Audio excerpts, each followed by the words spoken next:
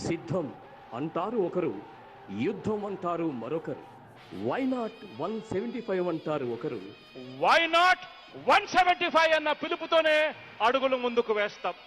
Why not Pulivendula అంటారు మరొకరు. Why not Pulivendula అన్నను గెలిపించొద్దు అంటూ చెల్లెళ్ళు. సొంతం సొంతం నీకా నాకా హైని. జగన్ గుర్తు పెట్టుకో, పవన్ కళ్యాణ్ వంక కూడా చూడలేరని చెప్పండి. ఇదే చెల్లెలు కదా 3200 కిలోమీటర్లు పాదయాత్రలు చేసి ఆ పార్టీని నడిపించిన దాన్ని నేను కదా అని అడుగుతున్నా. ఈ సిద్ధం యుద్ధం పోరులో ఓటర్లు ఏమంటారో చూద్దాం. గత 30 సంవత్సరాలుగా విజయనగరం, విశాఖపట్నం జిల్లాల వ్యాప్తంగా వార్తా ప్రసారాలు అందజేస్తూ ప్రతి ఎన్నికలలోనూ రాజకీయ విశ్లేషణతో కూడిన విషయాలను ఎప్పటికప్పుడు మీకు నిష్పక్షపాతంగా అందిస్తోంది వాజీ ఛానల్. 2024 ఈ ఎన్నికల సంగ్రామంలో ప్రతి నిత్యం జరిగే రాజకీయ పోరుపై ప్రత్యేక వార్తా రూపంలో మీకందిస్తోంది వాజీ. సిద్ధం యుద్ధం. బ్యాలెట్ లో చూద్దాం.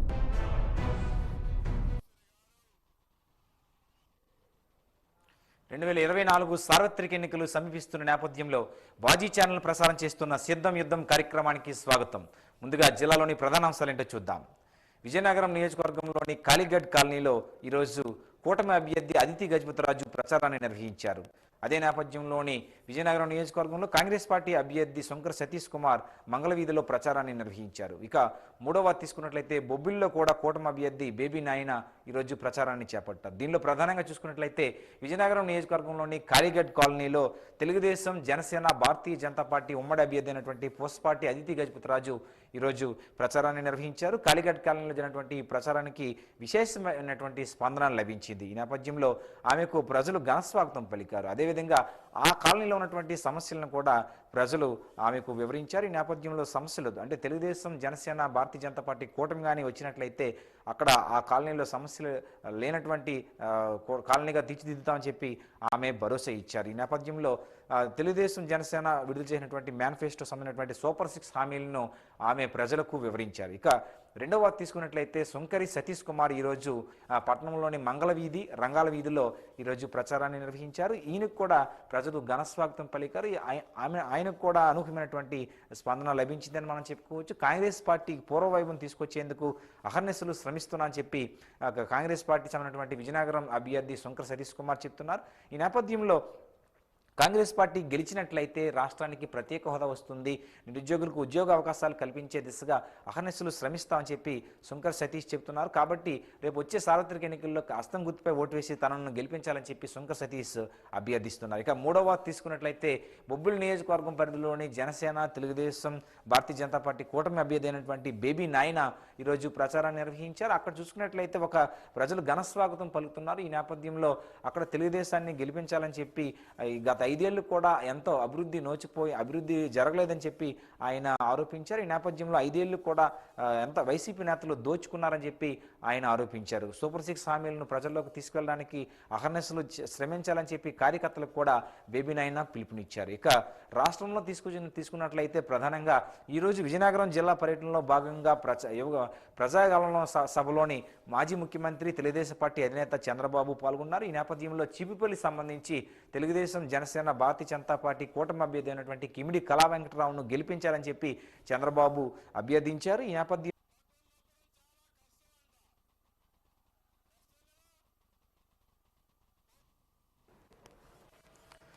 మాజీ ముఖ్యమంత్రి చంద్రబాబు ఈరోజు విజయనగరం జిల్లా సంబంధించినటువంటి చీపురుపల్లిలోను, అదేవిధంగా పార్తీపురం జిల్లా సంబంధించినటువంటి కురుపాంలోను ఈరోజు పర్యటించారు. ఈ నేపథ్యంలో కురుపాంలో సంబంధించినటువంటి కూటమి అభ్యర్థి ఎవరైతే ఉన్నారో తోయిక జగదీశ్వరిని, అదేవిధంగా చీపురుపల్లి సంబంధించినటువంటి కూటమి అభ్యర్థి ఎవరైతే ఉన్నారో కిమిడి కళా వెంకటరావును గెలిపించాలని చెప్పి ఆయన అభ్యర్థించారు. ఈ నేపథ్యంలో అంటే ఒక సందడి వాతావరణంలో ఈ ప్రజాగళం సభ అనేది జరిగిందని మనం చెప్పుకోవచ్చు. ఏదైనప్పటికీ తెలుగు తమిళలో ఒక ఉత్సాహం కలిగిందని మనం చెప్పుకోవచ్చు. గత 5 ఏళ్ళు కూడా వైసీపీ నేతలంతా కూడా ఈ రాష్ట్రాన్ని దోచుకున్నారు, దయచేసి మళ్ళీ ఆ వైసీపీని గెలిపించదని చెప్పి ఆయన చెప్పుకొచ్చారు. ఈ నేపథ్యంలో సూపర్ 6 హామీలను అన్నింటినీ కూడా పూర్తి స్థాయిలో అమలు చేస్తామని చెప్పి ఒక పక్క చంద్రబాబు చెప్పుకొచ్చారు. అయితే అందరూ కూడా సహాయ సహకారాలు అంటే తెలుగుదేశం, జనసేన, భారతీయ జనతా పార్టీ కూడా అంత కలిసికట్టుగా పనిచేసి కూటమి అభ్యర్థులను గెలిపించాలని చెప్పి ఆయన అభ్యర్థించారు. ఇక తీసుకున్నట్లయితే మరొక వార్త తీసుకున్నట్లయితే కర్నూలు జిల్లాలోని వైఎస్ జగన్మోహన్ రెడ్డి ఈరోజు ప్రచార సభలో పాల్గొన్నారని మనం చెప్పుకోవచ్చు. ఆయన కూడా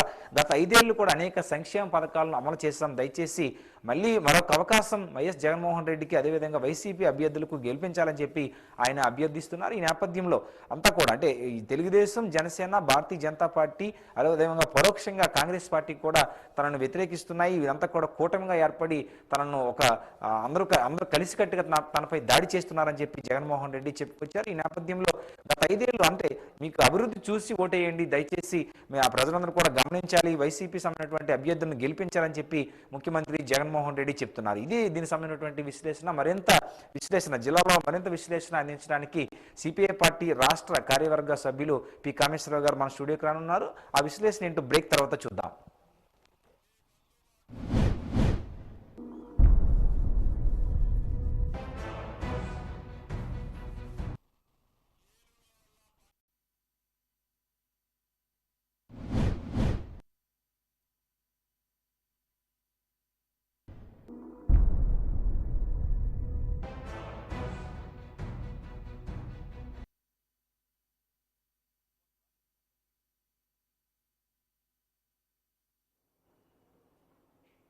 సిద్ధం యుద్ధం కార్యక్రమానికి పునఃస్వాగతం. మరింత విశ్లేషణ అందించడానికి సిపిఐ రాష్ట్ర కార్యవర్గ సభ్యులు పి కామేశ్వరరావు గారు మన స్టూడియోకి వచ్చారు. కామేశ్వరరావు గారు నమస్తే అండి.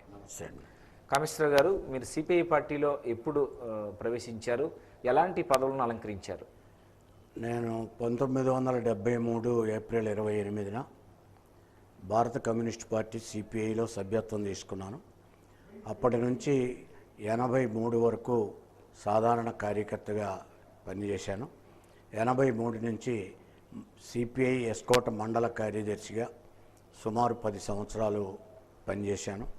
ఆ సందర్భంలోనే 85లో సిపిఐ తరఫున మండల ప్రజా పరిషత్ ఎన్నికలు జరుగుతున్న సందర్భంలో డైరెక్ట్ ఎన్నికల్లో నేను మండల అధ్యక్షుడికి కూడా కాంగ్రెస్, తెలుగుదేశం, సిపిఐ తరఫున నేను పోటీ చేయడం జరిగింది. ప్రస్తుతానికి సిపిఐ సంబంధించి దాని తర్వాత జిల్లా కార్యవర్గ సభ్యుడిగా ఎన్నికయ్యాను. జిల్లా కార్యవర్గ సభ్యుడిగా 2003 వరకు పార్టీ జిల్లా కార్యవర్గ సభ్యుడిగా ఉంటూ 2003 డిసెంబర్ 25న జిల్లా పార్టీ కార్యదర్శిగా ఎన్నికై 2003 నుంచి 2017 వరకు 15 సంవత్సరాల పాటు జిల్లా కార్యదర్శిగా పనిచేశాను. అనంతరం రాష్ట్ర కౌన్సిల్లో, రాష్ట్ర కార్యవర్గంలో, ప్రస్తుతం రాష్ట్ర కార్యవర్గ సభ్యుడిగా, రాష్ట్ర క్రమశిక్షణా సంఘం చైర్మన్గా పనిచేస్తూ ఉన్నాను. 2024 సార్వత్రిక ఎన్నికల్లో సిపిఐ పార్టీ ఏ పార్టీకి మద్దతు పలుకుతూ ప్రస్తుతానికి ప్రచారం చేస్తుంది? మేము ప్రస్తుతం భారతదేశ వ్యాప్తంగా 27 పార్టీల కూటమితో ఏర్పడినటువంటి ఇండియా కూటమిలో భాగస్వామిగా ఉన్నాం. ఈ రాష్ట్రంలో కూడా మేము సిపిఐ తరఫున 8 అసెంబ్లీ నియోజకవర్గాల్లో, ఒక పార్లమెంటు నియోజకవర్గంలో మేము పోటీ చేస్తూ ఉన్నాం. మిగిలిన స్థానాల్లో కాంగ్రెస్ పార్టీ అభ్యర్థులకి మద్దతు తెలియజేస్తూ ఉన్నాం. అలాగే సిపిఎం పార్టీ 8 స్థానాల్లో ఒక పార్లమెంటు స్థానంలో పోటీ చేస్తుంది, వారికి కూడా మేము మా మద్దతును తెలియజేస్తూ ఉన్నాం. ఎన్డీఏ కూటమికి ఎందుకు మద్దతు తెలియజేయలేదంటారు?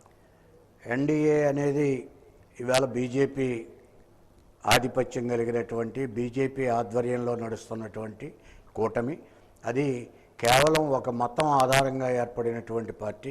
భారతీయ జనతా పార్టీ ఆర్ఎస్ఎస్ నేతృత్వంలో ఒక మత ఆధారమైనటువంటి, ఈవేళ భారతదేశాన్ని హిందూ దేశంగా చూడాలనేటటువంటి ఒక కోరికతో ఉన్నటువంటి భారతీయ జనతా పార్టీ, అటువంటి మతతత్వ పార్టీలతోటి కమ్యూనిస్టులు ఎప్పుడూ చేతులు కలపరు, ఇప్పటివరకు కలపలేదు, భవిష్యత్తులో కూడా చేతులు కలిపేటటువంటి ఆస్కారం లేదు. సార్, ఆంధ్రప్రదేశ్లో కాంగ్రెస్ అనేది ఒక కనుమరుగైనటువంటి ఒక పార్టీ. ఈ పార్టీని వల్ల మీకు వనగూరే, అంటే ఆ పార్టీలో మద్దతు తెలియజేయడం వల్ల మీకు వనగూరే ప్రయోజనాలు ఏంటంటారు? మేము మా పార్టీకి వనగూరే ప్రయోజనాల కన్నా ప్రజలకు జరిగేటటువంటి నష్టాన్నే మేము ప్రధానంగా తీసుకుంటాం.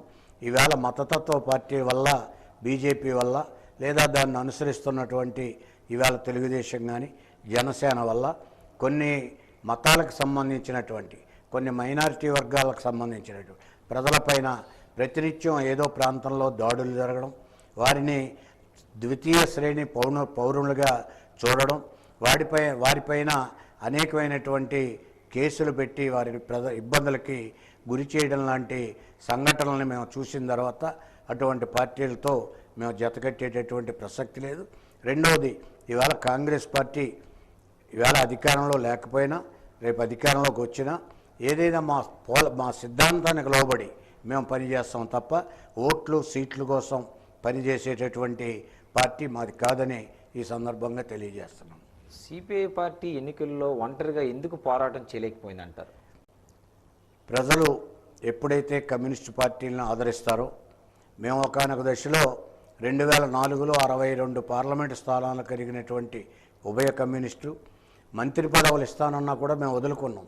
ఎందుకు వదులుకున్నామంటే మాకు ప్రజల్లో సంపూర్ణమైనటువంటి మెజారిటీ ఎప్పుడు వస్తే అప్పుడే మేము అధికారాన్ని తీసుకుంటాం, ప్రజలు ఎప్పుడు బలపరిస్తే అప్పుడే మేము అధికారంలోకి వస్తాం తప్ప ప్రజలు ఈవేళ ఈ రాష్ట్రంలో దేశంలో బూర్జువా రాజకీయ పార్టీలు అవలంబిస్తున్నటువంటి విధానాలు అది మతాలకి అనుకూలంగా కులాలకు అనుకూలంగా ధన ప్రభావంతో నడుస్తున్నటువంటి ఈ రాజకీయాల్లో ప్రజలు కమ్యూనిస్టుల వైపు చూసేటటువంటి అవకాశం తక్కువ. అది మాకు కూడా తెలుసు. మేము భవిష్యత్తులో అధికారానికి రావడం అనేది ఖాయం. ఎప్పుడైతే కమ్యూనిస్టులు అధికారంలోకి వస్తారో అప్పుడే భారతదేశ చరిత్ర మారుతుంది తప్ప ఈ లోపల ఇదే విధమైనటువంటి పద్ధతుల్లో రాజకీయాలు నడుస్తూ ఉంటాయి. ఈ విధమైనటువంటి రాజకీయాలు నడిచినంత కాలం ప్రజలకి నిజమైనటువంటి మౌలిక సదుపాయాలు కలిగేటటువంటి అవకాశం లేదు. తాత్కాలికమైనటువంటి ప్రయోజనాలు తప్ప, తాత్కాలికమైనటువంటి తాయిలాలు తప్ప ప్రజలకి నిజంగా కావలసినటువంటి మౌలిక అవసరాలని సమకూర్చగలిగేది ఒక్క వామపక్షాల ప్రభుత్వాన్ని మాత్రం నేను ఈ సందర్భంగా తెలియజేస్తూ, ఇవాళ మేము కాంగ్రెస్ పార్టీకి ఇవాళ సపోర్ట్ చేస్తున్నాం. కొన్ని ప్రాంతాల్లో ఇవాళ కేరళ లాంటి ప్రాంతాల్లో స్నేహపూర్వకమైనటువంటి పోటీల్లో ఉన్నాం. అంచేత మేము విధానాల పరంగా పనిచేస్తాం తప్ప ప్రజల అధికారం కోసం సీట్లు ఓట్ల కోసం పనిచేయమని ఈ సందర్భంగా తెలియజేస్తాం. రమేష్ గారు, బూర్జువా పార్టీలను తీసుకున్నట్లయితే రాష్ట్రంలోని వైఎస్ఆర్సీపీ కూడా ప్రస్తుతానికి కుటుంబ పరిపాలనే కొనసాగుతుంది. రాజశేఖర రెడ్డి తర్వాత జగన్మోహన్ రెడ్డి గారు ఇలా వచ్చారు. అందుకే తెలుగుదేశం ప్రాంతీయ పార్టీ తెలుగుదేశం పార్టీ కూడా ఆ విధంగానే కొనసాగుతుంది. మరి ఏంటంటే ఎన్టీఆర్ తర్వాత మళ్ళీ చంద్రబాబు తర్వాత మళ్ళీ లోకేష్ ఇలా వారసత్వం చెందినటువంటి బూర్జువా పార్టీలుగా మనం చెప్పుకోవచ్చు. ఏంటంటారు, ఎందుకు అలా జరుగుతుంది? మళ్ళీ ప్రజలు ఎందుకు ఆదరిస్తున్నారు అంటారు? మేము మొదటి నుంచి చెప్తున్నాం, ఈ రాష్ట్రంలో 2 కులాల మధ్యనే రాజకీయం పదవులు మారుతున్నాయి. అది మారాలి అని మేము ఆనాడు 2019లో చెప్పాం, అంతకుముందు కూడా చెప్పాం, ఇవాళ కూడా చెప్తున్నాం. కానీ ఈ కుల వ్యవస్థను తీసుకొచ్చి కులాలను రెచ్చగొట్టి ఆధిపత్య కులాలు ఇవాళ రాజ్యాధికారాన్ని చేపట్టాలని ప్రయత్నం చేస్తున్నాయి. దానికి మేము పూర్తిగా వ్యతిరేకం. అది జగన్ అయినా లేదా చంద్రబాబు నాయుడు అయినా ఇద్దరు ఒకటే, ఇద్దరు ఒకే తాను గుడ్డలనేది మా భావన. అందుకే మేము ఇద్దరికీ కూడా దూరంగా ఉన్నాం. అంటే గతంలో కన్నా కమ్యూనిస్ట్ పార్టీలు ఇప్పుడు ప్రస్తుతానికి కనుమరుగయ్యే ప్రమాదంలో పడిందని చెప్పి ఒక పక్క వాదన వినిపిస్తుంది. అది తప్పు. కమ్యూనిస్టులు లేకపోతే ఈవేళ ఈ పరిస్థితులు కూడా ఉండేవి కావు. కమ్యూనిస్టు పార్టీలు ఉండబట్టే ఈవేళ ప్రభుత్వాలు కొద్దో గొప్ప భయపడో ఇంకొకటో ఈవేళ ప్రజలకు సౌకర్యాలు కలగజేస్తున్నాయి. ఈవేళ ఉదాహరణకి జగన్మోహన్ రెడ్డి ఇస్తున్నటువంటి పథకాలన్నీ కూడా కమ్యూనిస్టులుగా మేము డిమాండ్ చేసినవే. మేము ఒకప్పుడు రేషన్ కార్డుల కోసం, ఇళ్ల స్థలాల కోసం, పెన్షన్ల కోసం ప్రతినిత్యం ధర్నాలు చేసి రాస్తారోకోలు చేసేవాళ్ళం. మా వల్లే ఈవేళ పథకాలన్నీ ప్రజలకు అందుతున్నాయి తప్ప ఈవేళ ఉపాధి హామీ చట్టం వచ్చిందంటే కేవలం 2004 నుంచి 2009 వరకు కేంద్రంలో ఆనాడు అధికారంలో ఉన్న మన్మోహన్ సింగ్ ప్రధానిగా ఉన్న కాలంలో UPA 1 ప్రభుత్వంలో ప్రధానమైనటువంటి 5 చట్టాలని తీసుకురావడానికి కారణం వామపక్షాలు, కమ్యూనిస్ట్ పార్టీలు. రమేష్ గారు, గతంలో నేను చెప్పింది కాదు, ఇప్పుడు ఈ మధ్య కాలంలో నాయకత్వ లోపం కానీ లేకపోతే పార్టీ తాలూకు సిద్ధాంతాల లోపం వలన కానీ ఏమైనా సరే కారణాల వలన ఏమైనా సరే ఈ మన వామపక్షాలు ఏమైనా సరే కనుమరుగయ్యే అవకాశం ఉందంటారా, లేదు ఏంటైందంటారు ఈ మధ్య కాలంలో జరిగినటువంటి కమ్యూనిస్ట్ పార్టీలు ఎప్పుడూ కనుమరుగు కావు. ప్రజలకి సమస్యలు ఉన్నంతకాలం కమ్యూనిస్ట్ పార్టీలు ఉంటాయి. అలాగే ప్రజల్లో పేదరికం ఉన్నంతకాలం, ప్రజల్లో దోపిడీ ఉన్నంతకాలం కమ్యూనిస్ట్ పార్టీలు అజేయంగా ఉంటాయి. ఈవేళ దోపిడీ ఉంది, ఇంకా ఎక్కువైంది. ప్రజల తిరుగుబాటు వస్తుంది భవిష్యత్తులో. ఆ తిరుగుబాటుని కమ్యూనిస్టులే దగ్గరుండి దాన్ని సారథ్యం వహించేటటువంటి పరిస్థితులు కూడా వస్తాయని నేను భావిస్తున్నాను. ఈవేళ దేశంలో, రాష్ట్రంలో పెరుగుతున్నటువంటి మతతత్వం, కులతత్వం, అలాగే ఈ దోపిడీ విధానాలకు వ్యతిరేకంగా ఒక్క కమ్యూనిస్టులే పోరాడగలరు. ఆ చరిత్ర కమ్యూనిస్టులకు ఉంది, ఆ శక్తి కూడా ఈవేళ కమ్యూనిస్టులకు ఉంది. అయితే కొంత కేడరు మార్పులో కొంత పెద్ద పాత తరం కదిలి కొత్త తరం వస్తున్నటువంటి నేపథ్యంలో ఈ గ్యాప్ ఏర్పడుతుంది. కొత్త తరం తయారవుతున్నారు కార్యకర్తలుగా. వారందరూ భవిష్యత్తులో మరిన్ని పోరాట కలిగినటువంటి ఉద్యమాల ద్వారా ప్రజలకు అండగా నిలబడేటటువంటి రోజులు దగ్గరలోనే ఉన్నాయని నేను ఆశిస్తా ఉన్నాను. కమ్యూనిస్ట్ భావాలని ప్రజల్లోకి ఏ విధంగా ఎంత మేరకు మీరు తీసుకొని వెళ్ళారంటారు? కమ్యూనిస్టు భావం అనేది కమ్యూనిస్ట్కి ఏది ప్రత్యేక సిద్ధాంతం కానీ భావం కానీ ఒకటే. సమానత్వం కావాలి, ఆర్థిక, రాజకీయ, సాంఘిక సమానత్వం కావాలి, కులతత్వం పోవాలి, అందరూ సమానమైనటువంటి సెక్యులరిస్ట్ భావాలతోటి సమాన అవకాశాలతోటి ఉండాలనేదే కమ్యూనిస్ట్ సిద్ధాంతం. కమ్యూనిస్ట్కి ఏదో కొత్తగా ఎక్కడి నుంచో సిద్ధాంతం రాలే. ఈవేళ ప్రజలందరూ సమానంగా ఉండాలి, దోపిడీ లేని వ్యవస్థ కావాలి. ఈవేళ దోపిడీ ఉన్నటువంటి వ్యవస్థ ఉంది. అందుకే కమ్యూనిస్ట్ పార్టీలు ఇంకా ముందుకు రాలేదు, అధికారంలోకి రాలేదు. ఎప్పుడైతే దోపిడీ వ్యవస్థని ఈవేళ నాశనం చేసి ఈవేళ పెట్టుబడిదారీ వ్యవస్థని సమూలంగా తుడిచిపెట్టేసిన రోజునే ఈవేళ కమ్యూనిస్టులు అధికారంలోకి వస్తారు. ఖచ్చితంగా వచ్చి తీరుతారు. మా తరం చూడకపోయినా మా తర్వాత తరమైనా ఖచ్చితంగా కమ్యూనిస్టుల పరిపాలన చూస్తారు.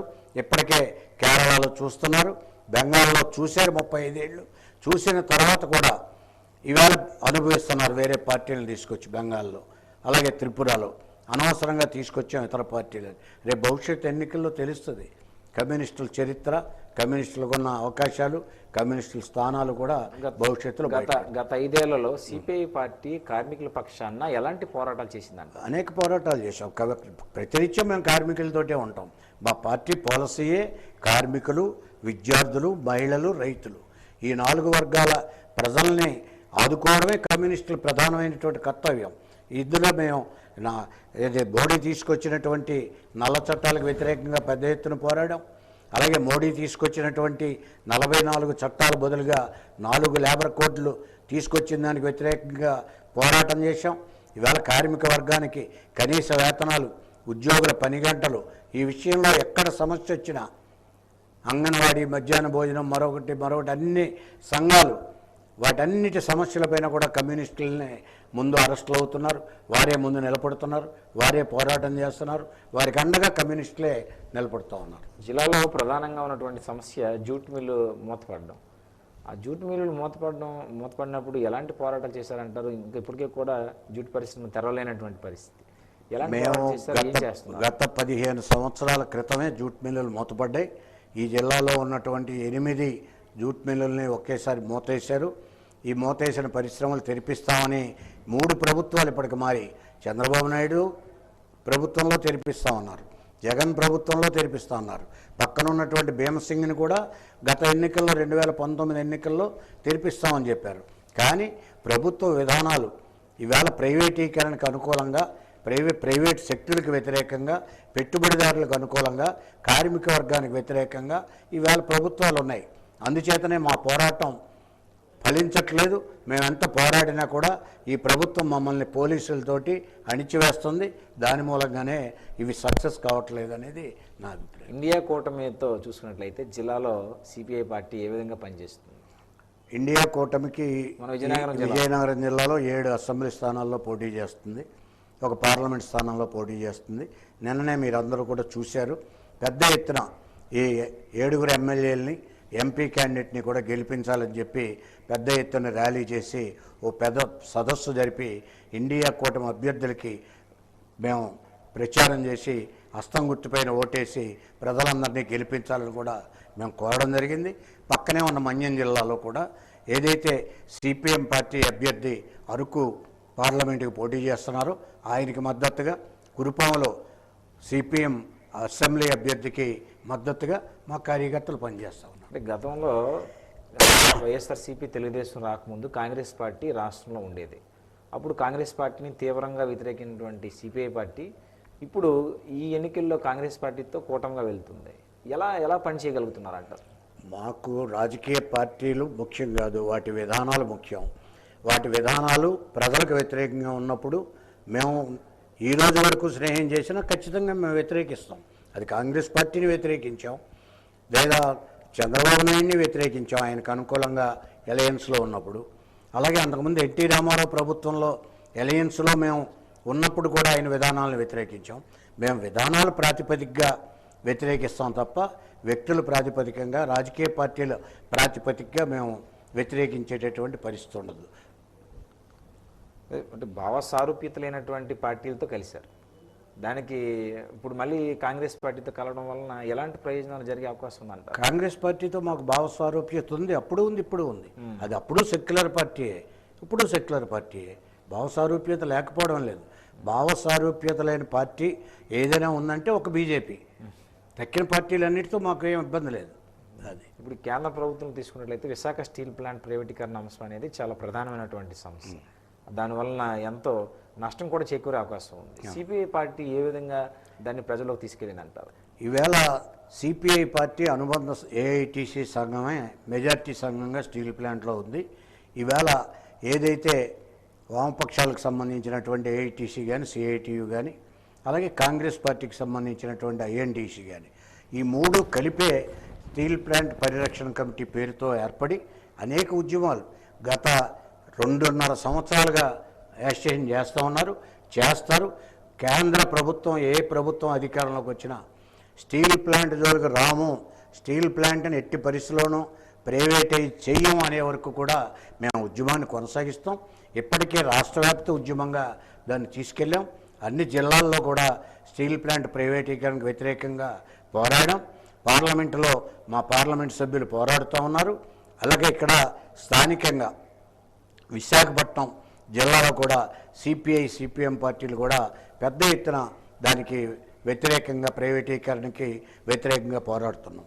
అయితే మోడీ విధానాల్లో ఈ యొక్క ఏదైతే 70 సంవత్సరాల స్వతంత్ర భారతదేశంలో 50 ఏళ్ళుగా కాంగ్రెస్ కానీ ఇతర పార్టీలు కానీ ఏదైతే కూడబెట్టినటువంటి సంపద ప్రజా సంపదని ఈవేళ కారు చౌకగా అంబానీ అదానీలకి ఈ మోడీ కట్టబెడుతున్నాడు.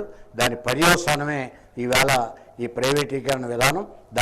అందుచేతనే మేము పూర్తిగా మోడీని వ్యతిరేకిస్తున్నాం. మోడీ ప్రైవేటీకరణకి అనుకూలంగా ఉన్నాడు, అలాగే రైతులకు వ్యతిరేకంగా ఉన్నాడు, యువకులకు వ్యతిరేకంగా ఉన్నాడు. ఈవేళ నల్ల చట్టాలు తీసుకొచ్చి రైతాంగాన్ని ఈవేళ దేశవ్యాప్తంగా అనేక ఇబ్బందులకి గురి చేసినటువంటి సంగతి మనందరం చూసాం. వాటికి వ్యతిరేకంగా వామపక్షాలే ముందుండి పోరాటం చేసి ప్రైవేటైజేషన్కి వ్యతిరేకంగా వామపక్షాలే ముందుండి పోరాటం చేస్తున్నాయి. ప్రజలకి ఏ సమస్య వచ్చినా అగ్రభాగాన్ని నిలబడేది ఎర్ర జెండా అని నేను ఈ సందర్భంగా తెలియజేస్తాను. ప్రధానంగా రాష్ట్రంలో ప్రధానమైనటువంటి సమస్య ప్రత్యేక హోదా. అంటే గతంలో రాష్ట్ర విభజన సమయంలో యూపీఏ ప్రభుత్వం ఆంధ్రప్రదేశ్ రాష్ట్రానికి ప్రత్యేక హోదా ఇస్తామని చెప్పి అప్పుడు చెప్పింది. అయితే ఈ 10 సంవత్సరాలు కూడా ఎన్డీఏ ప్రభుత్వం ఏర్పాటైంది. ఈ నేపథ్యంలో ప్రత్యేక హోదా అనేది మన రాష్ట్రానికి ఒక తీరని కోరికగానే మిగిలిపోయింది. ఇప్పుడు సిపిఐ పార్టీగా ప్రత్యేక హోదా అంశంలో ఎలాంటి పోరాటం చేశారు?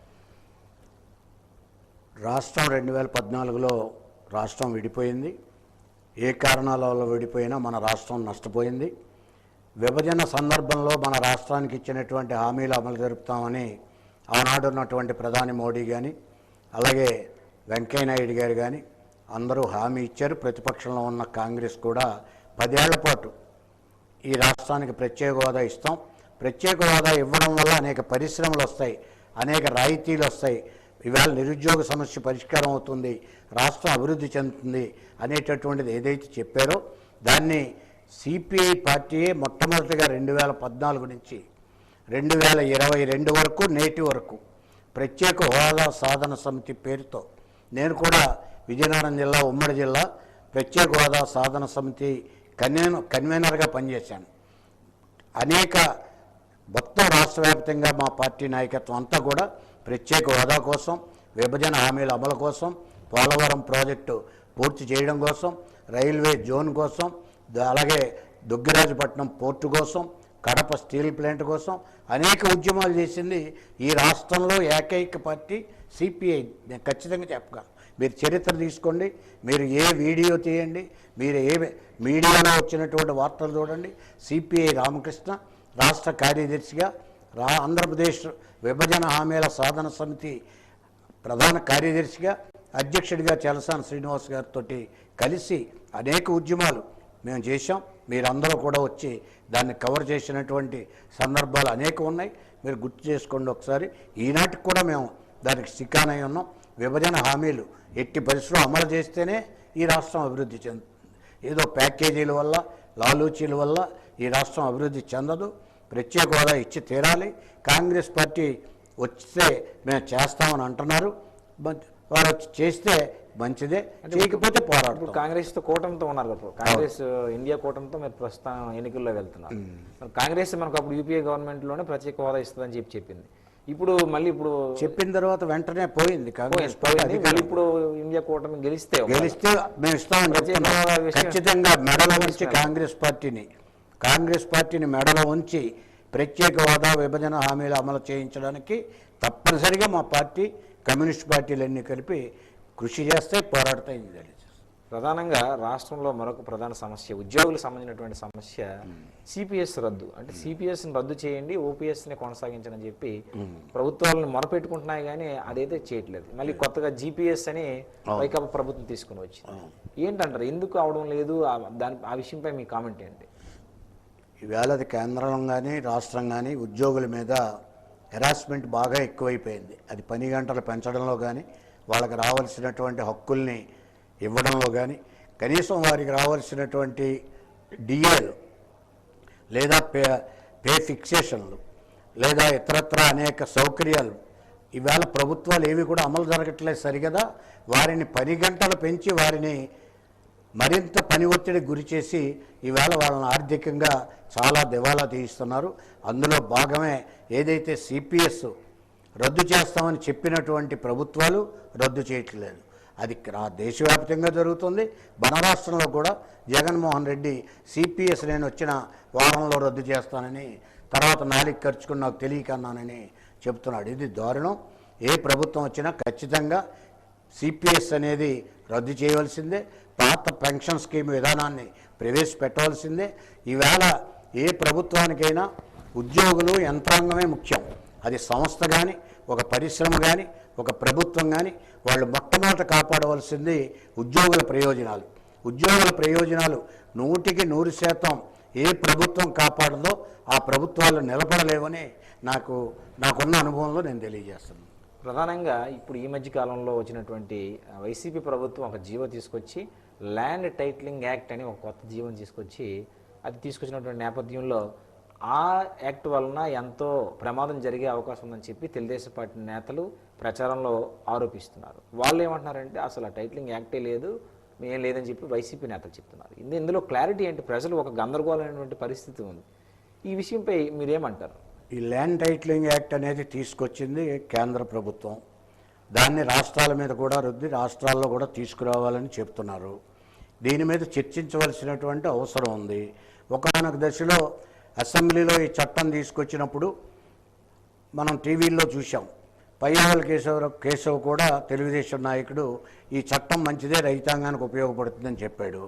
ఈ చట్టం వల్ల రైతులకు కొన్ని ఇబ్బందులు ఉన్నాయి, కొన్ని మంచి కూడా ఉంది. ఈ చట్టం అనేది ఇంప్లిమెంట్ కాలేదు. చట్టం ఇంకా ఇంప్లిమెంటేషన్లోకి రాలేదు. ఈ చట్టం ఇంకా పెండింగ్లో ఉంది. ఈ చట్టం వస్తే కానీ, దాన్ని చదివితే కానీ దానివల్ల ప్రయోజనాలు అనేది చెప్పలేము. ఇది ఇవాళ చట్టం వచ్చింది, ఇప్పుడు కొంత లింక్ పెడుతున్నారు. జీవో వచ్చింది, దేనికి లింక్ పెడుతున్నారు? జగన్మోహన్ రెడ్డి ల్యాండ్ సర్వే చేసి, ల్యాండ్ సర్వేలో రాళ్లు పాతి దాని మీద ఆయన బొమ్మలు వేసుకున్నాడని, లేదా పాస్బుక్ల మీద ఆయన బొమ్మలు వేసుకున్నాడు. దానికి దీనికి సంబంధం లేదు. ల్యాండ్ టైటిల్ యాక్ట్కి దానికి సంబంధం లేదు. అది వేరే ప్రక్రియ. టీడీపీ నేతలు అదే చెప్తున్నారు. ఇది వేరే ప్రక్రియ. అదే చెప్తున్నాను. కన్ఫ్యూజ్ చేస్తున్నారు ప్రజల్ని. రెండు పార్టీలు కూడా కన్ఫ్యూజ్ చేస్తున్నాయి. నేనైతే స్టడీ చేసింది ల్యాండ్ టైటిలింగ్ యాక్ట్ అనేది అమల్లోకి రాలేదు. దాని మీద కూడా కోర్టులో పెండింగ్ ఉన్నట్టుగా తెలుస్తుంది. కోర్టులో పెండింగ్ ఉన్న విషయాల్ని మనం మాట్లాడకూడదు. అంటే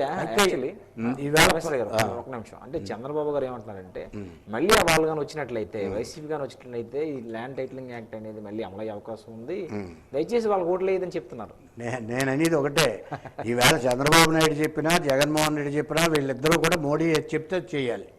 ఖచ్చితంగా మోడీ ల్యాండ్ టైటిలింగ్ యాక్ట్ని తీసుకొచ్చాడు, దాన్ని ఇంప్లిమెంట్ చేయమని చెప్తాడు. రేపు చంద్రబాబు నాయుడు వచ్చినా ల్యాండ్ టైటిలింగ్ యాక్ట్ ఇంప్లిమెంట్ చేస్తాడు. నేను వేళ చెప్తున్నాను, ఖచ్చితంగా చేయవలసిందే. ఇప్పుడు రైతులకి ఉచిత కరెంటుకి మీటర్లు పెట్టమని వాడు చెప్పాడు, మోడీ గారు చెప్పారు. మరి ఇద్దరు పూనుకున్నారు కదా, మీటర్లు పెడుతున్నారు కదా, మేము వ్యతిరేకిస్తున్నాం కదా. మోడీ ఏం చెప్తే చేసేటటువంటి వ్యక్తులు వీళ్ళిద్దరూ. ఎందుకంటే ఇద్దరికీ ఒకే విధమైన ఇబ్బందులు ఉన్నాయి. ఈయన మీద కేసులు ఉన్నాయి, ఆయన మీద కేసులు ఉన్నాయి. ఇద్దరు కేసులకు భయపడి మోడీ ఏం చెప్తే అది చేయవలసిందే. అంచేత వాళ్ళిద్దరూ ఏం చెప్పినా అది కరెక్ట్ కాదని నేను అనుకుంటున్నాను. ప్రధానంగా ఈ 5 సంవత్సరాలు చూసుకున్నట్లయితే ఎన్నికల ముందు ఉద్యోగాలు ఎన్ని ఎక్కువ తీస్తామని చెప్పి, నిరుద్యోగులకి ఎలాంటి సమస్య లేకుండా ప్రతి ఏడాది జాబ్ క్యాలెండర్ ఇస్తామని చెప్పి జగన్మోహన్ రెడ్డి చెప్పారు.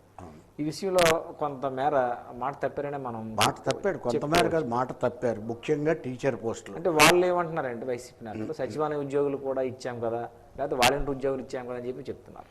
ఇదంతా ఏంటంటే ఒక క్లమ్జీగా ఉన్నటువంటి ఆయన వ్యవస్థని మార్చాలనే ఆలోచనతోటి, లేదా ఏదో వ్యవస్థని కొత్త తరంగా నా మార్కు చూపించాలి అనేటటువంటి ఆలోచనతో సచివాలయ వ్యవస్థ తీసుకొచ్చాడు.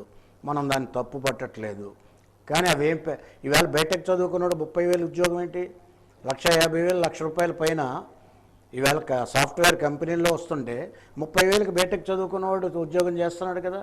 మరి ఇది చదువుకున్నవాడిని మోసం చేసినట్ట, లేకపోతే వాటికి ఏమైనా ఉద్యోగం ఇచ్చినట్ట కాదు. మరి చంద్రబాబు నాయుడు అదే పని చేశాడు. చంద్రబాబు నాయుడు వాలంటీర్లను కూడా తీయలేదు కదా. ఆయనున్న 14 నుంచి 19 వరకు ఆయన అధికారంలో ఉన్నా కూడా 3 పార్టీలు కలిపి ఆయన అదే చేశాడు. డిఎస్సీ ఇంప్లిమెంట్ చేయలేదు కదా. డిఎస్సీ ఆయన చేయలేదు, ఈయన చేయలేదు. అంచేత ఇద్దరూ కలిపి ఉద్యోగుల్ని మోసం చేస్తున్నారు, నిరుద్యోగుల్ని మోసం చేస్తున్నారు. అంచేత టోటల్గానే ఇది ఈ 2 పార్టీలు కలిపి ప్రజలను మోసం చేస్తున్నాయి. అందుకే మేము ఒకటే చెబుతున్నాం, కమ్యూనిస్టులు అసెంబ్లీలో ఉంటే, చట్టసభలో ఉంటే మేము నిజాలు చెప్పడానికి పనికొస్తుంది. మేము చట్టం అసెంబ్లీలో ఏం జరుగుతుందో, ఈ చట్టం ఉద్దేశం ఏంటో, ఈ చట్టం ప్రజలకు ఏ విధంగా నష్టం చేస్తుందా లాభం చేస్తుందా చెప్పడానికి ఉపయోగపడుతుంది. అందుకే మేము ప్రజానీకాన్ని కోరుతున్నాం, కనీసం చట్టసభల్లోకి వెళ్ళడానికి కమ్యూనిస్టులకి అవకాశం కల్పించండి అని.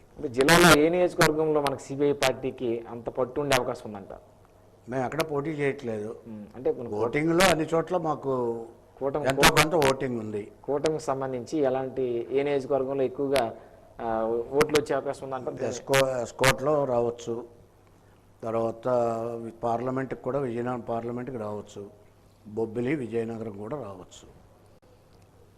అదేవిధంగా ఓట్ అనేది ఎలా ఉంటుందంటే, ఇవాళ అంటే మీరు చెప్పిన దాని ప్రకారం అంటే కమ్యూనిస్టులని చట్టసభల్లోకి తీసుకెళ్లాలని చెప్పి చెప్తున్నారు. అదే రాష్ట్ర వ్యాప్తంగా నేను ఇప్పుడు ఇక్కడే తీసుకెళ్ళమని కాదు నా పాయింట్. రాష్ట్ర వ్యాప్తంగా కూడా ఈ నియోజకవర్గంలో మనకి గెలిచే అవకాశం ఉందా? రాష్ట్రంలో మేము పోటీ చేసిన 8, సిపిఎం పోటీ చేసిన 8, 16 నియోజకవర్గాలు కూడా మాకు పట్టున నియోజకవర్గాలే. 2 పార్లమెంట్ నియోజకవర్గాలు కూడా మాకు పట్టున, గుంటూరు కానీ అరకు కానీ 2 పార్లమెంట్లో కమ్యూనిస్టులకు పట్టున్న నియోజకవర్గాలే. ఎక్కడైనా పర్వాలేదు, ఎక్కడో చోట అసెంబ్లీలో సిపిఐయో సిపిఎంఓ ఎమ్మెల్యే ఉండాలి. ఉంటే వాళ్ళు ఏమైనా నిజాలు చెప్పడానికి పనికి వస్తుంది. నిజం చెప్పేవాడు కమ్యూనిస్ట్ మాత్రమే. వీళ్ళంతా అబద్ధాలే చెప్పాలి, వీళ్ళు ఏం చెప్పినా దక్కిన వాళ్ళు. ప్రధానంగా ఆంధ్రప్రదేశ్ ఒడిశా బోర్డర్ ఉన్నటువంటి సరిహద్దు ప్రాంతాల్లో గిరిజనులు ఎక్కువగా అనేక రకాలైనటువంటి సమస్యలతో బాధపడుతున్నారు. ఈ నేపథ్యంలో ఆ ఏఓబి ప్రాంతంలో జరిగినటువంటి సమస్యలను మీరు ఏ విధంగా తీసుకొని వెళ్ళారు, అంటే పోరాటాలు ఏ విధంగా చేశారు? మేము గిరిజన ప్రాంతంలో చాలా పోరాటాలు చేసాం. అటు కేదారిపురం, గుమ్మలక్ష్మీపురం చివర ప్రాంతం ఒరిస్సా బోర్డరు, కేదారిపురం దగ్గర నుంచి గుమ్మలక్ష్మీపురం మండలంలో చేసాం. అలాగే ఇటు కొటియా ప్రాంతం. ఈవేళ మేము అనేక సార్లు తీసుకొచ్చాం ప్రజల దృష్టికి, ప్రభుత్వాల దృష్టికి. ఒరిస్సా ప్రభుత్వం మన ఏఓబి సరిహద్దులను ఆక్రమణ చేస్తుంది. అది ఆక్రమణ చేసినటువంటి ప్రాంతాన్ని మన ప్రాంతాన్ని ఒక రక్షించండి అని చెప్పి మేము స్థానిక ఎమ్మెల్యేకి చెప్పాం, కలెక్టర్కి చెప్పాం, ఎస్పీకి చెప్పాం. కానీ ఎవ్వరూ పట్టించుకోలేదు. ప్రభుత్వమే పట్టించుకోవట్లేదు. దానికి కారణం తెలియట్లేదు. ప్రభుత్వం దృష్టికి తీసుకెళ్ళాం. మీరందరూ కూడా అనేక సార్లు వచ్చారు పోరాటాలు వచ్చినప్పుడు. మేము అన్ని పార్టీలు, సిపిఐ, సిపిఎం, లోక్సత్తా అన్ని పార్టీలు కలిపి కొటియా ప్రాంతం సందర్శనకి వెళ్ళాం. అక్కడ ఒక పక్కనే మన ఆంధ్ర భూభాగాన్ని వాళ్ళు రోడ్లు వేసి, వాళ్ళు రేషన్ కార్డులు ఇచ్చి, వాళ్ళు పెన్షన్లు ఇచ్చి ఒరిస్సా వాళ్ళు ఆక్రమణ చేసుకుంటున్నారు. మన వాళ్ళు దాని మీద శ్రద్ధ పెట్టట్లేదు. అక్కడ స్థానికంగా ఎన్నికైన ఎమ్మెల్యే కూడా దాని మీద శ్రద్ధ పెట్టట్లేదు. అది భవిష్యత్తులో దాని మీద ఇంకా పెద్ద ఎత్తున యాజిటేషన్ చేసి మన ప్రాంతాన్ని రక్షించుకోవాల్సినటువంటి బాధ్యత మన మీద ఉంది కనుక మన్యం జిల్లాలో మా పార్టీకి డైరెక్షన్ ఇచ్చి ఆ ప్రాంతాన్ని రక్షించేలాగా మేము కృషి చేస్తాం. అదేవిధంగా వైసీపీ ప్రభుత్వంలో ముఖ్యమంత్రి జగన్మోహన్ రెడ్డి ఎన్నికల ముందు ఇచ్చిన హామీలన్నింటినీ కూడా పూర్తి స్థాయిలో అమలు చేస్తామని చెప్పి ఒక పక్క చెప్తున్నారు. అంటే నవరత్నాలన్నీ కూడా ఇంప్లిమెంటేషన్ చేశామని చెప్తున్నారు. ఎంతవరకు అమలయ్యాయి అంటారు? ఆ విషయంపై మీరేమంటారు? మేము జగన్మోహన్ రెడ్డి సంక్షేమ పథకాలు కానీ, ఆయన నవరత్నాలు కానీ వాటిని మేము వ్యతిరేకించట్లేదు. వాటిని అమలు జరపవలసిందే, అమలు జరిపేది కూడా ఆయన. మేము దాన్ని అంగీకరిస్తాం. కానీ ఆయన రివెంజ్ పాలిటిక్స్ అంటే కక్ష సాధింపు రాజకీయాలను మాత్రం మేము వ్యతిరేకిస్తాం. ఆయన రాగానే దాన్ని పడగొట్టాడు, ప్రజావేదిక పడగొట్టాడు. ప్రభుత్వ ఆస్తి అది, పడగొట్టవలసిన అవసరం లేదు. దాంతో స్టార్ట్ చేసి ఈవేళ అది 2 కులాల మధ్యన గొడవ కింద తీసుకొచ్చి ఈ అమరావతి రాజధానిని 33,000 ఎకరాల రైతులు ఇచ్చినటువంటి రాజధాని ప్రాంతాన్ని డెవలప్ చేయకుండా ఇవాళ విశాఖ డెవలప్ అయి ఉన్నదాన్ని అభివృద్ధి చేస్తానని ఆయన ఏదైతే చెప్తున్నాడో దాన్ని మేము అంగీకరించట్లేదు. చెయ్యి ఇక్కడ డెవలప్ చేయండి, కాదని అంటలే. ఉత్తరాంధ్ర అంటే విశాఖపట్నం కాదు, ఇచ్చాపురం వరకు ఉంది. విజయనగరం చేయండి, శ్రీకాకుళం చేయండి, అభ్యంతరం లేదు. వెనుకబడిన ప్రాంతాలను అభివృద్ధి చేయమనే మనం గొడవ. ఆయన ఏమంటారంటే వికేంద్రీకరణ ద్వారా వెనుకబడిన ప్రాంతాలన్నీ కూడా అభివృద్ధి చెందే అవకాశం ఉందని, రాజధానులు పెడదామని చెప్పి ఆయన ఆలోచన ఉందని చెప్పి ఆయన చెప్తున్నారు. వికేంద్రీకరణ అనేది అభివృద్ధి వికేంద్రీకరణ ఉండాలి తప్ప ప్రాంతాల వికేంద్రీకరణ కాదు. రాజధాని అనేది ఒక చోట ఉండడమే కరెక్ట్. 3 రాజధానులు అన్నది కరెక్ట్ కాదు. మేము అప్పుడు చెప్పాం, ఇప్పుడు కూడా చెప్తున్నాం. అమరావతి రాజధాని, అమరావతి రాజధానిగా ఉండాలి. దాన్ని డెవలప్ చేయమని అడుగుతున్నాం. మేము భవిష్యత్తులో కూడా గొడవ చేస్తాం. ప్రధానమైనటువంటి సమస్య మద్య నిషేధం చేస్తామని చెప్పి జగన్మోహన్ రెడ్డి చెప్పారు. దాన్ని అంచెలంచెలుగా చేస్తామని చెప్పుకొచ్చారు. కానీ ఇప్పటికి అవుతుంది, కానీ మద్యం అయితే నియంత్రణ కాలేదు. మద్య నిషేధాన్ని అమలు చేస్తానని చెప్పి ఫెయిల్ అయినటువంటి వ్యక్తి జగన్మోహన్ రెడ్డి. ఖచ్చితంగా ఆయన ఫెయిల్ అయ్యాడు సరికదా. ఈవేళ వచ్చినటువంటి మద్యం ఈవేళ తాగుతున్న వాళ్ళని చూస్తుంటే వాళ్ళ రోజు రోజుకి క్షీణించిపోతూ ఉన్నారు. మరి అదేంటో ప్రభుత్వం దాని మీద విచారణ చేయాలి. దాన్ని అవసరమైతే టెస్టులు చేయాలి. ఈవేళ మద్యం రేటు కూడా 3 పెరిగింది. అది కూడా ఈవేళ అతనికి మీరు ఎన్ని వేలు ఇచ్చినా, మీరు ఎంత ఉపకారం చేసినా ఉపయోగం లేదు. ఆ డబ్బులు తిరిగి ప్రభుత్వమే తీసుకుంటుందనే భావన ఈవేళ ఆ తాగుడు అలవాటు ఉన్నటువంటి వ్యక్తుల్లో ఉంది. దాన్ని నివారించవలసిన బాధ్యత జగన్మోహన్ రెడ్డిపై ఉంది. ఇది దీనికి సంబంధించినటువంటి సమాచారం. అంటే జిల్లాలోని పలు సమస్యలపై అనేక పోరాటాలు చేసి సిపిఐ పార్టీ ప్రజల దగ్గరకు వెళ్తూ అనేక పోరాటాలు చేసిందని చెప్పి చెప్తున్నారు. మంచి విశ్లేషణ, మంచి విలువైనటువంటి సమయాన్ని అందించినటువంటి సిపిఐ రాష్ట్ర కార్యవర్గ సభ్యులు పి. కామేశ్వరరావు గారికి నమస్కారం తెలియజేస్తూ ఈ కార్యక్రమం ఇంతతో సమాప్తం. నమస్కారం.